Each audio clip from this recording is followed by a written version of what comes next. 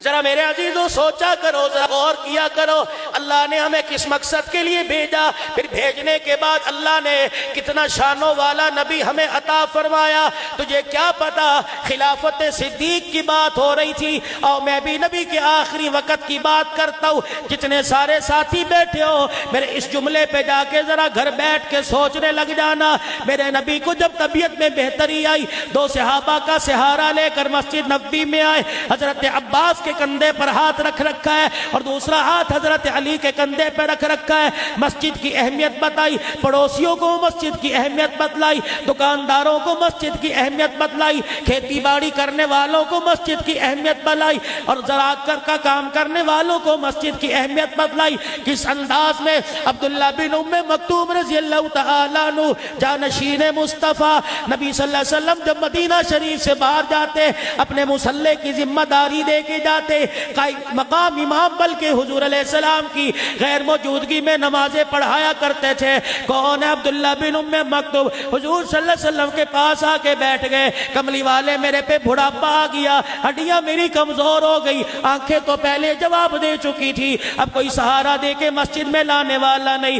ساری زندگی آپ کے پیچھے نمازیں پڑھنے کا شرف حاصل ہوا لیکن اب میری ہمت جواب دے گئی۔ کملی والے آپ اجازت ہو تو گھر میں نماز پڑھ لیا کرو۔ رحمت والے نبی نے بوڑھے کے بڑھاپے کو دیکھ کر، آپ کی کمزوری کو، بینائی کو دیکھ کر، معذوری کو دیکھ کر رحمت والے نبی نے گھر نماز پڑھنے کی اجازت دے دی۔ عبداللہ بن ام مکتوم خوشی خوشی اجازت لے کے جا رہے تھے، اتنے میں جبرائیل علیہ السلام آ گئے اور کہا پروردگار عالم کے پیارے نبی، اللہ کے مشورے کے بغیر ہی آپ نے اجازت دے دی ہے۔ حضور نے فرمایا معذوری دیکھ کر، کمزوری دیکھ کر، 80 سال کا اس کا بڑھاپا دیکھ کر اجازت دے دی۔ رحمت والے نبی نے فرمایا، نبی سے عرض جبرائیل علیہ السلام کرنے لگے عبداللہ بن ام مکتوم کو بلا لیجئے۔ آپ نے دوبارہ پیغام بھیج دیا، عبداللہ بن ام مکتوم حضور کے پاس آ گئے۔ جبرائیل کہہ رہے یا رسول اللہ ان سے پوچھو کیا اذان کی آواز تیرے گھر کے اندر آتی ہے؟ عبداللہ تو بتا کہ اذان کی آواز تیرے گھر میں آتی ہے؟ جی یا رسول اللہ اپنے گھر میں بیٹھ کے اذان سن لیتا ہوں۔ اللہ اکبر۔ جبرائیل کے کان میں کہنے لگے پھر ان سے کہہ دو جب اذان کی آواز تیرے گھر کے اندر آتی ہے تو تجھے گھر میں نماز پڑھنے کی اجازت نہیں ہے۔ اندازہ لگا، آدمی کہتے ہیں شوگر ہے، پیشاب کے قطرے نکل جاتے ہیں۔ جی شادی میں 2 گھنٹے بیٹھے رہتے ہو، کتے بلے کے تماشے دیکھتے رہتے ہو، ٹی وی کے آگے 10 گھنٹے بیٹھے رہتے ہو، وہاں پیشاب کا خیال نہیں خدا کے گھر میں؟ کپڑے ناپاک ہے جی نماز نہیں پڑھ سکتا۔ دل پاک ہونا چاہیے، دل پاک ہو، تیرا اندر پاک ہو، ہاں باقی پڑھنے کے بعد معاملہ اپنے رب پہ چھوڑ دے۔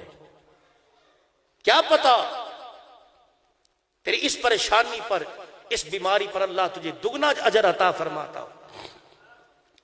اسی لیے درخواست کروں گا بزرگوں سے جو فجر کی نماز میں بڑھاپے کا عذر کر کے گھر بیٹھ جاتے ہیں، یقین جانو جب رات کی تاریکی میں لاٹھی لے کے چلتے ہو اور لوڈ شیڈنگ میں چلتے ہو، ویسے گلیوں میں کچھ نظر نہیں آتا، اندازے کے مطابق چلتے ہو، ٹھوکر لگی، گرنے لگے، پھر سنبھل گئے اور دیوار کا سہارا لے لے کے مسجد میں آئے، آسمان کی طرف دیکھ کے کہنے لگے اے اللہ الہ العالمین جب تک ایک سانس بھی باقی رہے گا، ایک سانس بھی باقی رہے تیرے گھر میں آنا نہیں چھوڑوں گا۔ پروردگار عالم یہ انداز سن کے کتنا مسکراتا ہے، فرشتوں میں اعلان کرتا ہے فرشتوں کاش یہ میری آواز سن سکتا، میں خدا اس کو بتا دیتا جب تجھے ٹھوکر لگتی ہے، تجھے تکلیف ہوتی ہے، تیری ٹھوکر کی تکلیف پر جب تو صبر کرتا ہے، پتہ نہیں میں تیرے صدقے سے کتنے لوگوں کو ہدایت عطا فرما دیتا ہوں۔